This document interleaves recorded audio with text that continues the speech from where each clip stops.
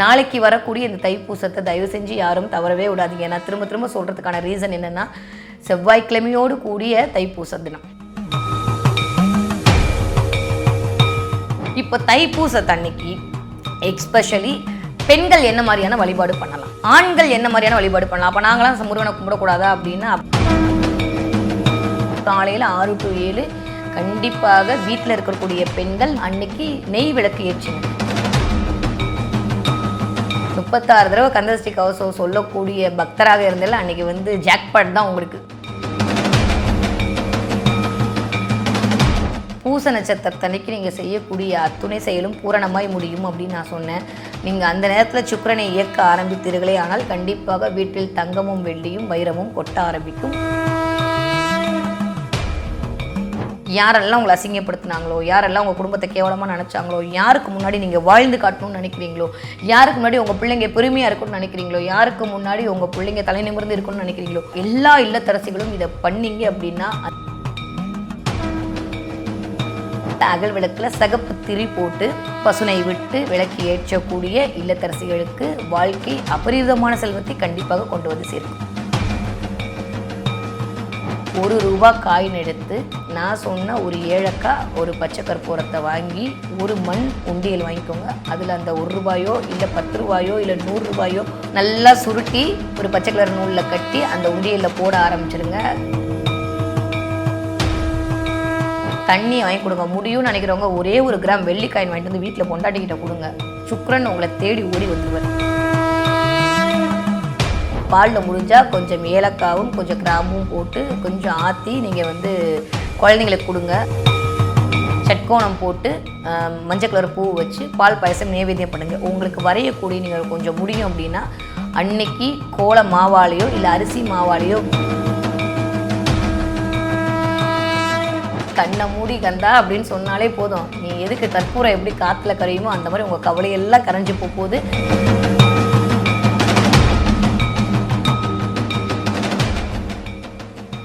முருகன் அப்படின்ற மகத்துவம் பொருந்திய எல்லாவற்றுக்கும் முதன்மையாக இருக்கக்கூடிய மக்களுடைய துயரை போப்பதற்காகவே படைக்கப்பட்டிருக்கக்கூடிய ஒரே ஒரு ஆகச்சிறந்த அந்த முதல்வனை பிடிச்சிக்கணும் அப்படின்னா எல்லா நாளும் இருக்கலாம். அந்த தைப்பூச நாள் அப்படின்றது மோர் தென் ஸ்பெஷல் இல்லை.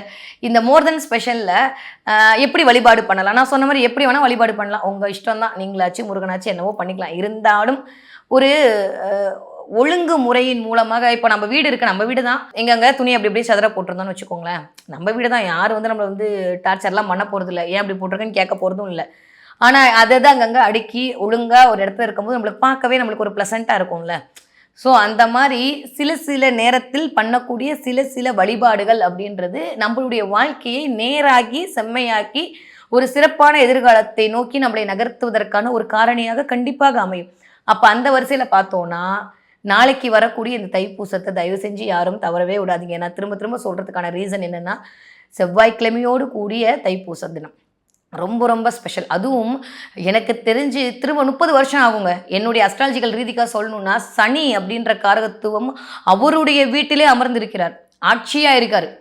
அப்போது ஒரு கர்மநாதன் ஆட்சியாக இருக்கக்கூடிய வீடு அப்படின்றதே கொஞ்சம் பலம் பொருந்தி இருக்கார் சனி. அந்த நேரத்தில் வரக்கூடிய ஒரு கர்மம் எவ்வளோ ஸ்ட்ராங்கான கர்மமாக இருந்தால் சரி, யாராலும் எந்த அது நான் அடுத்தவங்க யாராக வேணா இருக்கலாம், அவ்வளோதான் ஒன்றுமே இல்லை அப்படின்னு சொல்லக்கூடிய ஒரு ஆளாக இருந்தாலுமே அதெல்லாம் அவன் யார், நான் இருக்கேன் உனக்கு அப்படின்னு சொல்கிற மாதிரி முருகன் உங்களோட உங்களுடைய விதியை மாற்றக்கூடிய நாளாக இந்த தைப்பூச திருநாள் அப்படின்றது கண்டிப்பாக இருக்க போகுது.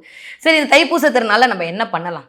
ஃபஸ்ட்டு நான் திரும்பவும் சொல்கிறேன், ஒரு வீடு சுபிக்ஷமாக இருக்க வேண்டும் என்றால் அங்கு பெண்களுடைய பங்களிப்பு அப்படின்றது ரொம்ப ரொம்ப ரொம்ப ரொம்ப இம்பார்ட்டண்ட். ஏன் பெண்களுடைய பங்களிப்பு இம்பார்ட்டண்ட் அப்படின்னா, அம்மாவுக்கு தானே தெரியும் ஒவ்வொரு பிள்ளையும் எப்படியெல்லாம் சரி கட்டணும்னு, பொண்டாட்டிக்கு தானே தெரியும் யாரை எங்கே அட்ஜஸ்ட் பண்ணிக்கணும்னு, மாமியார் தானே தெரியும் யாரை எப்படி வேலை பார்க்கணும்னு. அதனால் பெண்கள்கிட்ட ஒரு ஒரு ஒரு தனியாக மதிநுட்பம் ஒன்று அழகாக இருக்கும், யாரை எப்படி ஹேண்டில் பண்ண முடியும் அப்படின்னு சொல்லிட்டு. அந்த மாதிரி சில வழிபாடுகள் பெண்கள் ஆத்மார்த்தமாக அமரும்போது அந்த குடும்பமே ரொம்ப அழகாக சுபிக்ஷமாக அமையும். இப்போ தைப்பூசத்தன்னைக்கு எக்ஸ்பெஷலி பெண்கள் என்ன மாதிரியான வழிபாடு பண்ணலாம், ஆண்கள் என்ன மாதிரியான வழிபாடு பண்ணலாம்? அப்போ நாங்களாம் முருகனை கும்பிடக்கூடாதா அப்படின்னா அப்படிலாம் இல்லை. நீங்கள் கும்பிட்டாதான் முருகனே ஓடி வர போகிறாரு. சரியா? அதனால வந்துட்டு நாங்கலாம் விளக்கேத்தி உட்காந்து கும்பிடணும். நீங்கலாம் நெனச்சாலே முருகன் உங்ககிட்ட வந்துருவாரு. அதனால ஆண், பெண்லாம் பேதமே கிடையாது. இருந்தாலுமே சில சில விஷயங்கள் சில பேர் கும்பிடும்போது, அதற்கான மகத்துவம் அப்படின்றது ஒரு படி எக்ஸ்ட்ரா அப்படி கிடைக்கும் இல்லையா? அதனால தான். என்னதான் வந்து ஜென்ட்ஸ் சமைச்சாலும், என்னதான் வந்து வீட்ல அம்மா சமைக்கிற மாரி வராதுல்ல. அது ஒரு டேஸ்ட் தனியா தானே இருக்கும். என்னதான் வந்து ஹோட்டல்ல போயிட்டு வீட்ல லேடீஸ் சமைச்சாலும், ஹோட்டல்ல சமைக்கிற அந்த ஜென்ட்ஸோட டேஸ்ட் அப்படின்றது பிரம்மாண்டமா தானே இருக்கும்.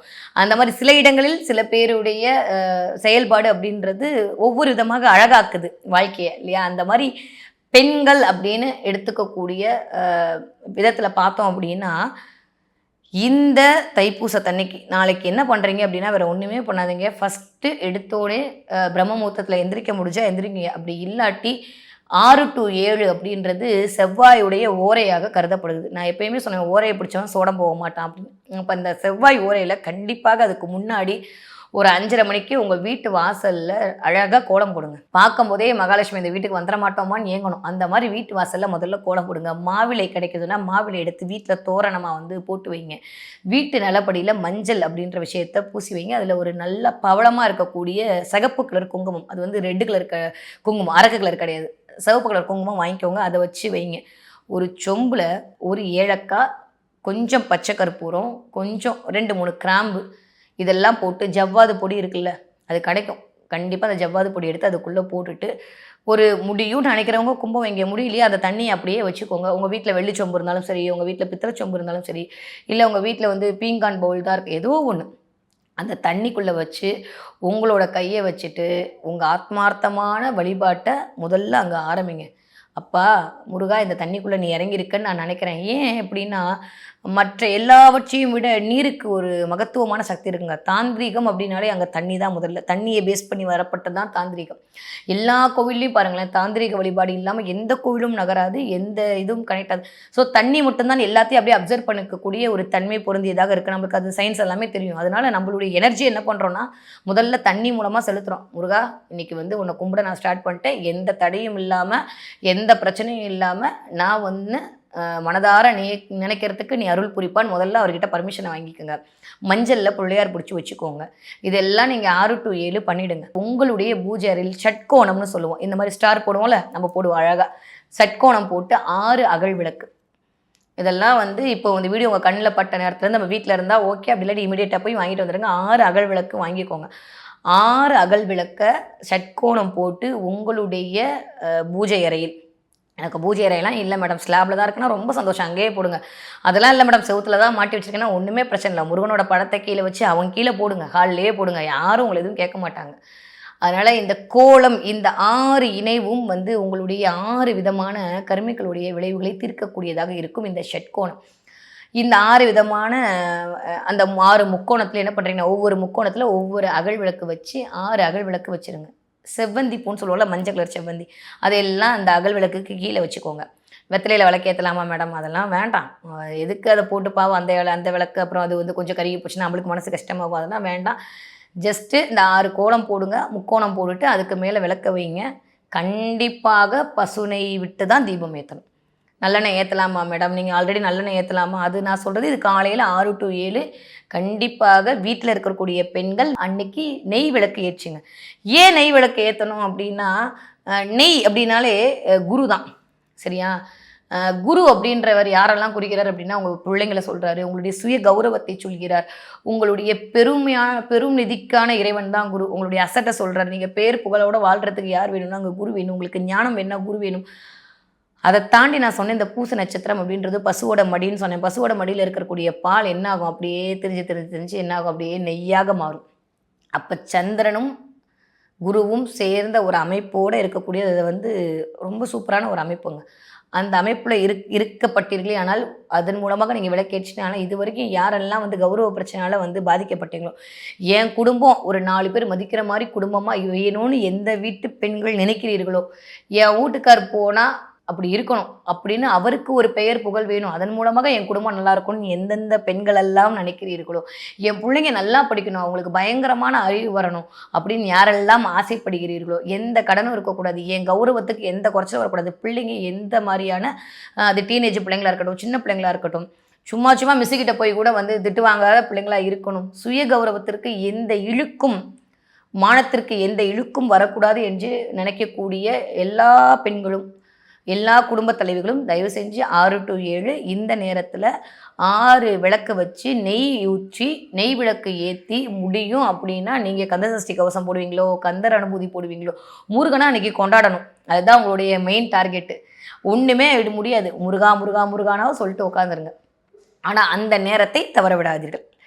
இல்லை மேடம் நான் அதெல்லாம் பண்ணிவிட்டு போகிறேன், எனக்கு கொஞ்சம் நான் அப்படியே காலையில் நீங்கள் சொன்ன மாதிரி வீட்டில் எல்லாத்தையும் அனுப்பணும், என்னால் முடியவே இல்லை, கொஞ்சம் ரிலாக்ஸ் ஆகி நிம்மதியாக எனக்காச்சு சாமிக்காச்சுன்னு நான் உட்காரணும், யாரையும் நான் டிஸ்டர்ப் பண்ணக்கூடாது அப்படின்னா உங்களுக்குன்னு ஒரு டைம் இருக்குது. மத்தியானம் 1 to 2 அந்த நேரத்தில் சீரியல்லாம் பார்க்குறத ஒதுக்கி வச்சுட்டு இன்றைக்கி ஒரு நாள் மட்டும் நம்ம முருகனோட கொஞ்சம் கனெக்ட் ஆகும். அப்போ தான் முருகன் நம்மளோட கனெக்ட் ஆவார். சரியா? அதனால் அந்த 1 to 2 டயத்தை என்ன பண்ணுறோம் அப்படின்னா விடாமல் பிடிச்சிக்கணும். யாருக்கெல்லாம் கடன் அடையணும் ஒன்றுமே பண்ணாதீங்க. அந்த நேரத்தில் கரெக்டாக 1:30 மணி டைம் நோட் பண்ணி வச்சுக்கோங்க. அலாரம் வச்சுப்பீங்களோ, நீங்கள் வந்து ரிமைண்டர் போட்டு வச்சுப்பீங்களோ, என்னவோ போட்டு வச்சுக்கோங்க. அந்த 1:30 மணிக்கு ₹1 காயின் எடுத்து நான் சொன்ன ஒரு ஏலக்காய், ஒரு பச்சை கற்பூரத்தை வாங்கி ஒரு மண் உண்டியல் வாங்கிக்கோங்க. அதில் அந்த ₹1 இல்லை ₹10 இல்லை ₹100 உங்கள் சக்திக்கு தகுந்த மாதிரி ஏதோ ஒன்று உங்களுடைய கடன் அடையணும்னு சொல்லிட்டு நல்லா நோட் பண்ணிக்கோங்க. ரொம்ப இம்பார்ட்டண்ட். பச்சை கலர் நூலில் சுருட்டி ஒரு முடிச்சு போட்டுருங்க. காரகம் பின்னாடி இருக்குது, நிறைய இருக்குது. அது பின்னாடி வந்து சூட்சமமாக சூப்பராக இயங்கும். உங்களுடைய கடன் எல்லாம் அடைய போகுது. நீங்கள் என்ன பண்ண போகிறீங்க அப்படின்னா, என்றைக்கு இந்த வீடியோ உங்கள் கண்ணில் படுதோ அன்றைக்கே கண்டிப்பாக உங்களோட கடன்லாம் அடைய போகுது. அதில் எந்த மாற்று கருத்துமே இல்லை. இருந்தாலுமே நல்லா சுருட்டி ஒரு பச்சை கலர் நூலில் கட்டி அந்த உண்டியலில் போட ஆரம்பிச்சிருங்க. இந்த நேரம் அப்படின்றது உங்களுடைய கடன் அடைவதற்கான நேரம். குளிகை நேரம் எப்பயுமே கடனை அடைப்பதற்கான நேரமாகத்தான் கருதப்படுது. மத்தியானம் 1 to 1:30 எல்லாரையும் அமுச்சு விடுங்க. நிம்மதியாக வீட்டெல்லாம் வந்து தொடங்க. அமைதியாக போய் முருகன்கிட்ட உட்காருங்க. உங்ககிட்ட வேலோட கூடிய விளக்கு இருக்கா, தாராளமாக அந்த விளக்கை ஏற்றுங்க. இல்லை மேடம் அப்படிலாம் இல்லைன்னா ஒன்றும் பிரச்சனை இல்லை. இந்த அருங்கோணம் போடுறதை மட்டும் அன்றைக்கி தவற விடாதீங்க. அருங்கோணம் போட்டு அதில் ஒரு 6 விளக்கை ஏற்றி மனதார முருகனுடைய துதிப்பாடுங்க. கந்தசஷ்டி கவசம் சொல்ல முடியும்னு நினைக்கிறவங்க ஒரு தடவையாவது கண்டிப்பாக சொல்லுங்கள். நீங்கள் எதுவுமே பண்ணாமல் இருக்கலான்றது ஓகே. ஆனால் இதை பண்ண இன்னும் கொஞ்சம் பவர் அதிகமாகும் அப்படின்னா நீங்கள் வேல்மாறல் படிப்பீங்களோ, கந்தசஷ்டி கவசம் அன்றைக்கி மிக மிக மிக முக்கியம். கண்டிப்பாக உங்களுக்கு புக்கை வச்சு படித்தாலும் சரி, இல்லை யூடியூப்பில் போட்டு விட்டு நீங்கள் பின்னாடியே வந்து பாடினாலும் சரி, உங்களுடைய மூச்சு காற்றின் வழியாக, உங்களுடைய தொண்டையுடைய சத்தத்தின் வழியாக, ஏன்னா நாதம் தாங்க, சத்தம் தான் உலகத்தை இயக்குது. அப்போ இங்கேருந்து யாரோ யூடியூப்பில் சொல்லுவாங்க, அது ஒன்றும் தப்பு கிடையாது, நம்ம கேட்குறோம். ஆனால் நம்ம மைண்டில் அதை தான் ஓடுமானா சொல்ல முடியாது. அதோடு சேர்ந்து பாடும்போது நம்மளுக்கு என்ன ஆகும் அப்படின்னா அப்படியே நம்ம அதில் லைக்க ஆரம்பிச்சிருவோம் இல்லையா?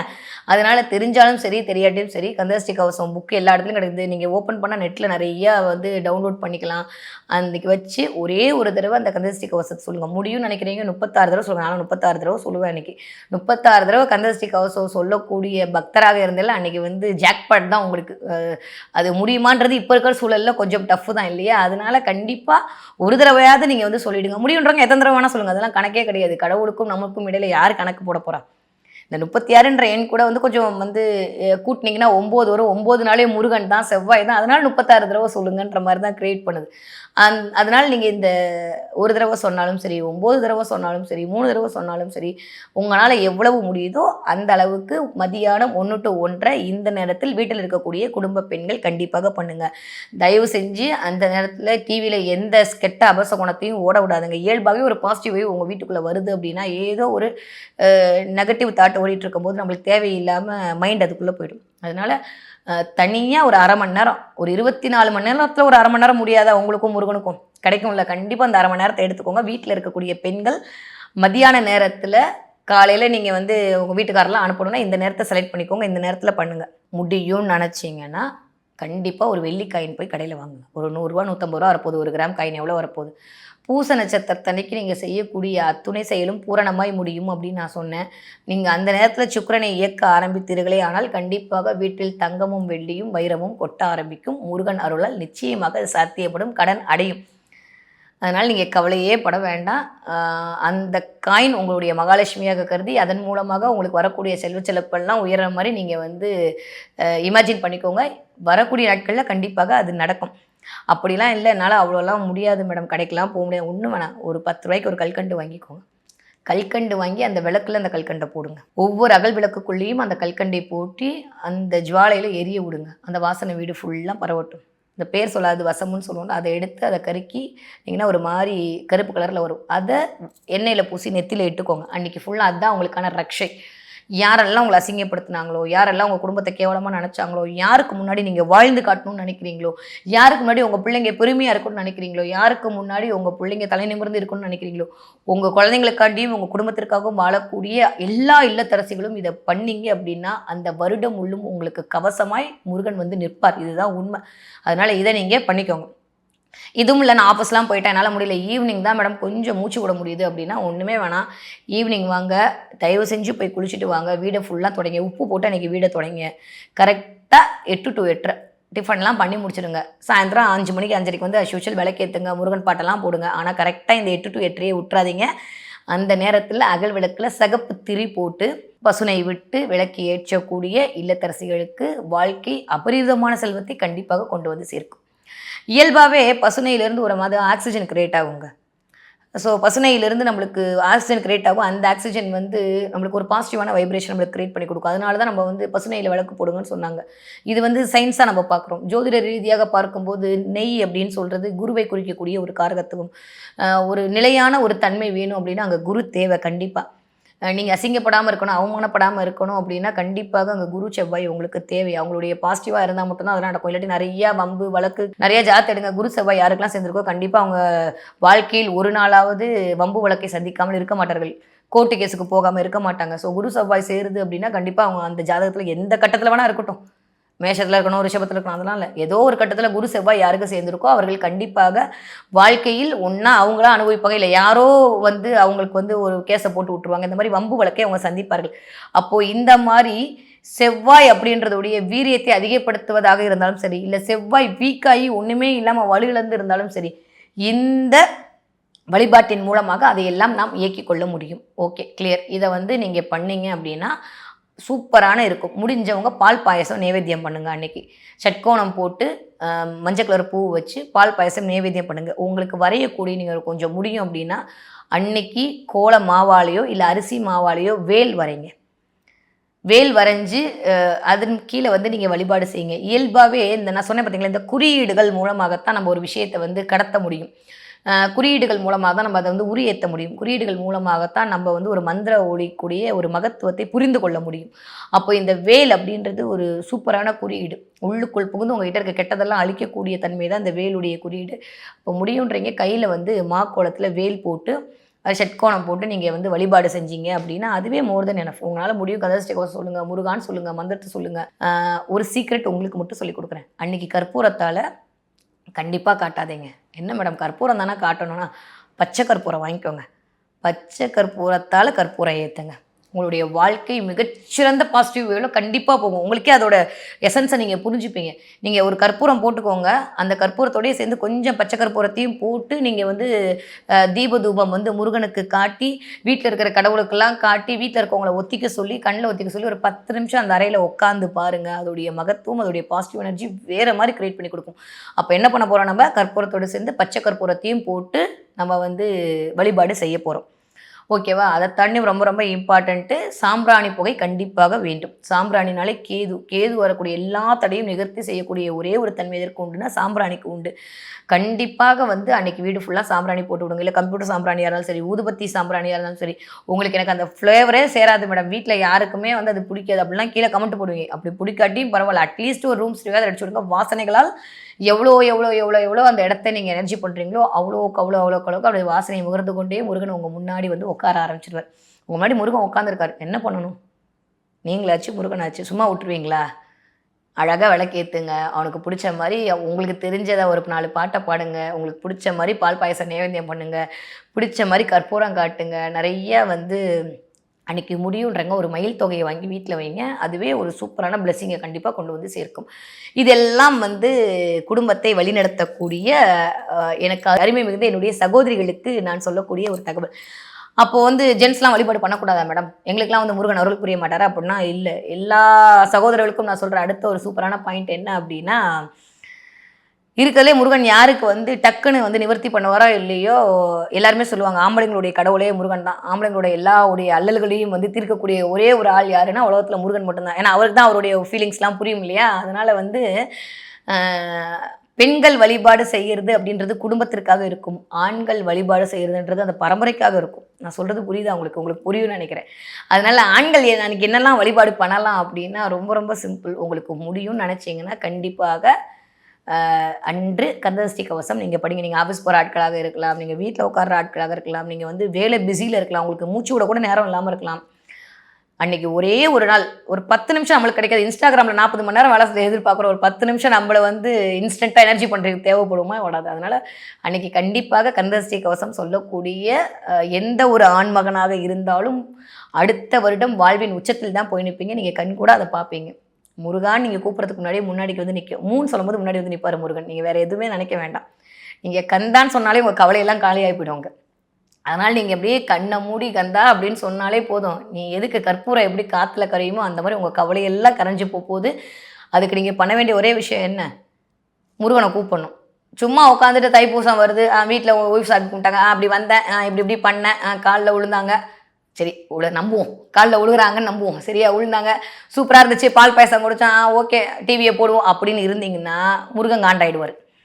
ஒரு நாள் நான் எனக்கே உனக்காண்டி உட்காந்துருக்கேன், என்ன வந்து பார்க்காம உனக்கு என்ன வேலை அப்படின்ற மாதிரி டென்ஷன் ஆகிடுவார். அதனால் நம்மளும் முடிஞ்சால் போனால் போதுன்னு கொஞ்சம் டைம் எடுத்து கண்டிப்பாக அன்னைக்கு மனது முழுக்க எப்பயுமேங்க ஒரு குடும்பம் முன்னேறதுக்கு ஒரு ஆள் மட்டும் இருந்தால் போதும், 2 பக்கமே பேலன்ஸ் பண்ணணும். நான் திரும்ப திரும்ப சொல்லுவேன், காவடி எடுக்கிறதே வந்து உயிரையும் உடம்பையும் இயக்குவதற்கான ஒரு நிகழ்வு தான் இல்லையா?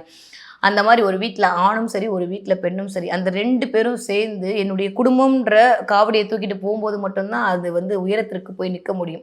அப்போது பெண் வழிபாடு செஞ்சாலும் சரி, ஆண் வழிபாடு செஞ்சாலும் சரி, அதுலேயும் உங்களுடைய பங்களிப்பு இருக்கணும், இவர்களுக்கும் உங்களுடைய பங்களிப்பு இருக்கும்போது தான் அது நடக்கும். எனக்கு விளக்கெல்லாம் ஏற்ற தெரியாதுன்னா ஒன்றுமே வேணாம், ஒரு சின்ன கற்பூரம் போடுங்க, பச்சை கற்பூரம் போடுங்க. என்னதான் வீட்டில் ஒய்ஃப் வந்து வழிபாடு பண்ணியிருந்தாலும் பரவாயில்ல, நீங்கள் வாங்க ஒரு தீப தூபம் முருகனுக்கு காட்டுங்க. அன்னைக்கு உங்களுக்கு சூப்பராக வேலை செய்யும். முடியும்னு நினைக்கிறவங்க அன்றைக்கி ரெட் கலர் ட்ரெஸ் போட்டு போங்க. அதெல்லாம் ஒரு மாதிரி இருக்கும் மேடம், ஆஃபீஸ்க்கெலாம் போட முடியாது. ரெட் கலரில் ஏதோ ஒரு பெண்ணோ இல்லை ரெட் கலரில் ஏதோ ஒரு குறியீடோ கையில் வந்து வச்சுக்கோங்க, உங்களுக்கு வலிமை சேர்ப்பதாக இருக்கும். கரெக்ட். யாரெல்லாம் வந்து பணம் வரலன்னு எதிர்பார்த்துட்டு இருக்கீங்களோ, யாரெல்லாம் கோர்ட்டு கேஸில் மாட்டிகிட்டு இருக்கீங்களோ, யாருக்கெல்லாம் கொடுத்த பணம் வரலையோ, யாரெல்லாம் பணம் கொடுத்து ஏமாந்தீங்களோ, நீங்கள் செய்யாத பழிக்கு அடுத்தவர்கள் மூலமாக மாட்டிக்கொண்டீர்களோ, இன்க்ரிமெண்ட்டே வரலன்னு சொல்லிட்டு புலம்பிட்டு இருக்கீங்களோ, எப்படி இந்த குடும்ப பாரத்தை என்னால் சுமக்கவே முடியலன்னு சொல்லி மனதிற்குள் யாருக்கும் சொல்லாமல் தவிர்த்து கொண்டிருக்கிறீர்களோ, அதுவே என் சகோதரர்களுக்கும் ஒரே ஒரு சொல்யூஷன் என்ன அப்படின்னா, ஒன்றுமே இல்லை, முடிஞ்சால் நீங்கள் வாட்டர் பாட்டில் வாங்கி தானம் கொடுத்துருங்க. என்ன மேடம் புதுசாக இருக்குன்னா, தண்ணி அப்படின்னாலே சந்திரன் தான். மனம் திடமாக வேண்டும், வருமானம் பெருக வேண்டும் அப்படின்னா வேறு ஒன்றுமே இல்லை, தண்ணியை தானம் பண்ணிவிடுங்க, தண்ணியை வாங்கி கொடுங்க. முடியும்னு நினைக்கிறவங்க ஒரே ஒரு கிராம் வெள்ளிக்காயின் வாங்கிட்டு வந்து வீட்டில் பொண்டாட்டிக்கிட்ட கொடுங்க. சுக்ரன் உங்களை தேடி ஓடி வந்துடுவார். எவ்வளவோ செலவு பண்ணுறோம்ல, என்னென்னக்கும் செலவு பண்ணுறோம், எத்தனையோ சப்ஸ்கிரிப்ஷன் போடுறோம், எத்தனையோ செலவு பண்ணுறோம், ஒரு 110 ரூபா 120 ரூபா செலவு பண்ண முடியாது. அதனால் முடியும்னு நினைக்கிறீங்க ஒரே ஒரு வெள்ளிக்காயினை வாங்கிட்டு வந்து உங்களுடைய மனைவியிடம் கொடுத்து ஒரு கந்தசஷ்டி கவசம் படித்து அன்னைக்கு அந்த நாளை செம்மையான நாளாக ஆக்கி பாருங்கள். அடுத்த வருடம் கண்டிப்பாக பொருளாதாரத்தில் மிகப்பெரிய உச்சத்தில் தான் இருப்பீர்கள். காலைல போகும்போது சொல்லிட்டு போகிறீங்களா, கந்தசஷ்டி கவசம் சொல்லிட்டு போங்க, ஓகே.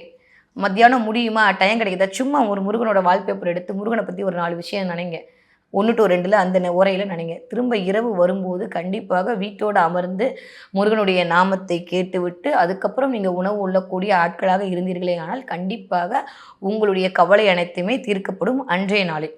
படிக்கிற என் செல்ல குழந்தைங்க என்ன பண்ணலாம், என்ன அம்மா அப்பாவுக்கு மட்டும்தான் நினைக்கலாம் இல்லையா அப்படின்னா, யாரெல்லாம் வந்து சக்ஸஸ் பண்ணணும், ஏன்னா காம்படிட்டிவ் எக்ஸாம் போட்டித் தேர்வு அங்கே யார் நம்ம முருகன் தான், எல்லாம் போட்டியே வந்தாலே அந்த இடத்துல நம்மளால் தான் நிற்பார். அப்போ யாரெல்லாம் வந்து ஃபஸ்ட் மார்க் எடுக்கணும், யாரெல்லாம் படிப்பில் ஜெயிக்கணும், யாரெல்லாம் வந்து எல்லா விஷயத்துலையுமே வந்து ஸ்டூடெண்ட்டில் ஃபஸ்ட்டாக இருக்கணும் அப்படின்னு நினைக்கக்கூடிய என் அருமை மிகுந்த மாணவ செல்வர்களாக இருந்தீர்களே ஆனால் அன்றைக்கி கண்டிப்பாக ஸ்கூலுக்கெல்லாம் போயிட்டு வந்து கால் கையெல்லாம் கழுவி இந்த 8 to 8 நேரத்தில் ஒரு 10 நிமிஷமாவது உட்காந்து முருகன்கிட்ட போயிட்டு அம்மா அப்பாலாம் அவங்க கும்பிட்டுருப்பாங்க, அதை போய் நமஸ்காரம் பண்ணி உங்களால் முடியும் அப்படின்னா ஒரு பால் வச்சுருந்தாங்கன்னா பாலை ஊற்றி அந்த வேலை அபிஷேகம் பண்ணுங்க. எங்ககிட்ட வேலைலாம் இல்லை மேடம் அப்படின்னா ஒன்றுமே இல்லை, முருகன் விக்கிரகம் இருக்குமா, முருகன் விக்கிரகத்துக்கு அபிஷேகம் பண்ணுங்க.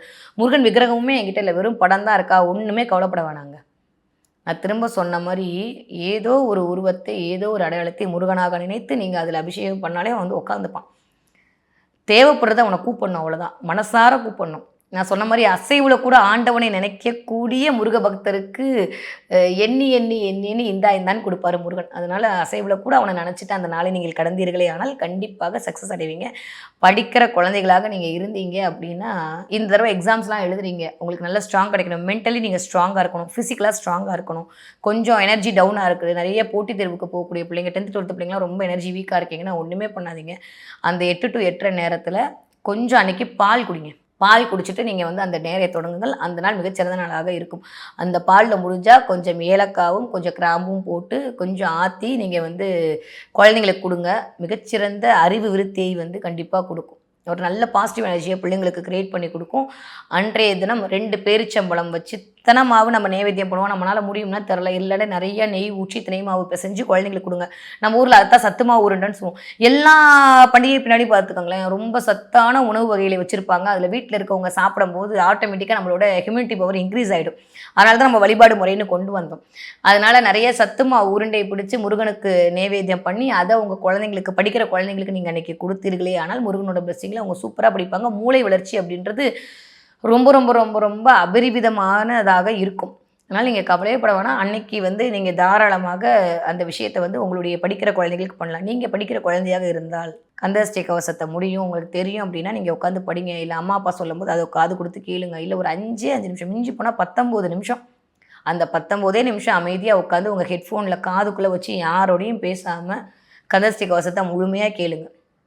கேட்டு முடிச்சுட்டு அதுக்கப்புறம் ஒரு 10 நிமிஷம் உடனே ஒரு தண்ணியை குடிச்சிட்டு நீங்கள் போய் அன்றைக்கி படித்து பாருங்கள். மைண்டு ஃப்ரீயாகும், உங்களுக்கு படித்ததெல்லாம் பயங்கரமாக மெமரி ஆகிடும். அதனால் நீங்கள் கவலைப்பட வேணாம். படிக்கிற குழந்தைகள் இதை ஃபாலோ பண்ணுங்கள். ஓகே, வயதான முடிந்தவர்கள்லாம் சொல்லவே வேணாம். இயல்பாகவே அன்றைக்கெலாம் விரதம் இருப்பாங்க. நிறைய விஷயம் அவங்களே வீட்டில் எல்லாம் சொல்லுவாங்க. ஸோ முடியுன்றவங்க விரதம் வருங்க. ஹெல்த்து இஷ்யூவாக இருக்குது, எனக்கு அப்படிலாம் இருக்குது, எப்பயுமே உங்களை வருத்தி கொண்டு எதையுமே பண்ணணும்னு முருகன் சொல்லவே இல்லை. அதனால் நான் திரும்ப திரும்ப சொல்கிற மாதிரி வழிபாட்டுக்கு பின்னாடி இருப்பது என்ன அப்படின்னா உங்களுடைய மனமும் உங்களுடைய ஆன்மாவும் ஆண்டவனை நினைப்பது மட்டும்தான். ஸோ அப்போ என்ன பண்ண போகிறோம் அப்படின்னா ரத்ன சுருக்கமாக பார்க்கணும் அப்படின்னா ஃபஸ்ட்டு வாசலில் கோலம் போட போகிறோம், மாவளையை கட்டி விட போகிறோம். கற்பூரத்தோடு சேர்ந்து பச்சை கற்பூரத்தை வந்து முருகனுக்கு வந்து ஆரத்தி காட்ட போகிறோம். பச்சை அரிசி மாவால் வேல் சிம்பிள் வரைய போகிறோம். அந்த சிம்பிள் வரைஞ்சி அதில் வந்து ஒரு சந்தன குங்குமம் வச்சு ஒரு மஞ்சள் கலர் பூ வச்சு முருகனை வந்து அலங்கரிக்க போகிறோம். ஷட்கோணம் போட போகிறோம். அந்த ஷட்கோணத்தில் வந்து 6 அகல் விளக்கு ஏற்றி அதில் பசுனை தீபம் போட்டு முடியுன்றவங்க ஒவ்வொரு கற்கண்டு போட்டு அந்த கற்கண்டு ஒளி ஜொலிப்பது போல் நம்மளுடைய வாழ்க்கை ஜொலிக்க போகுதுன்ற நம்பிக்கையோடு முருகனை கும்பிட போகிறோம். இந்த மாதிரியான சின்ன சின்ன வழிபாடுகள் நீங்கள் பண்ண தான் போகிறீங்க. எல்லாருமே வீட்டில் விளக்கேற்ற தான் போகிறீங்க. ஆனால் இந்த சின்ன சின்ன சேஞ்சஸோடு நீங்கள் பண்ணீங்க அப்படின்னா நான் சொன்ன மாதிரி பிரபஞ்ச ஆற்றலை அழகாக ஈர்த்து கொண்டு வந்து கண்டிப்பாக நம்மளுடைய வாழ்க்கையில் முன்னேற்றத்திற்கான முதல் படி எடுத்து வைப்பதற்கு இந்த வழிபாடுகள் உங்களுக்கு உதவும்.